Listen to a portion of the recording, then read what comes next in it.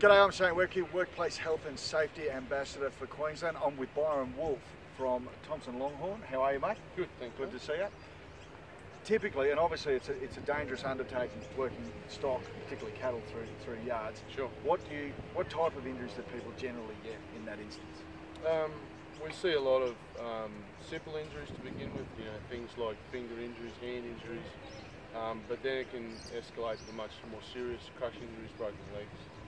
And then of course if we've got horses or dogs in the yards, they can lead to other incidences and injuries with the operators, so people get thrown off horses and things like that. So there's a lot of things you need to be mindful of when you're working with stock.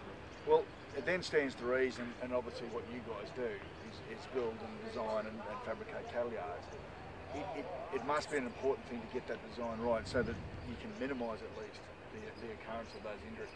Absolutely. So there's a few basic things you can do.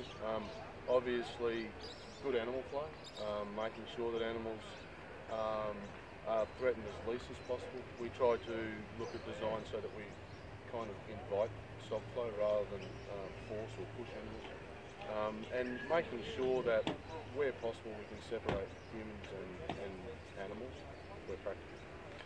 So for someone watching this who's got an old set of yards and may not be in the position to totally do a new set of yards and modernise them, so as you say, get those degrees of separation, what are a few practical things they can do within the existing set of yards they've got to try and limit some of that danger? Have a look at the most basic things. Let's have a look at the things that were in the yard to begin with that used to work and don't work now. So let's look at the gate latches, let's look at the chains, let's look, does the gate swing? We've all heard of the COD gate, the carry or drag. It's going to be one or two of those in the yard that we can fix up and get them to latch and swing properly. It's always when we need to shut that gate quickly that there's a problem. And that's some of the simple stuff before we move on to major design change stuff. Gone are the days where we have to get a bulldozer and flatten a set of yards. There's technology available now that we can look at an existing design and say, look, these backyards here or the dip or whatever it is in good order. Let's retain that. And how about bits and pieces? Yeah, let's think about updating a few bits and pieces, and let's look at that key working area where the highest risk activities take place, or maybe that's in your yard, it might be a loading ramp. Where are those key areas where we're going to have the most areas of possibilities of incidents? And is that gear what is needed to do the job? Is that job now outdated? Do we not even do the same job anymore? Are we trying to do a different job? And have a look at getting the right gear or just maintaining the gear in those areas. Would you, Byron, then say typically if you make your yard safe, as a byproduct of that, you actually make them more efficient? Absolutely.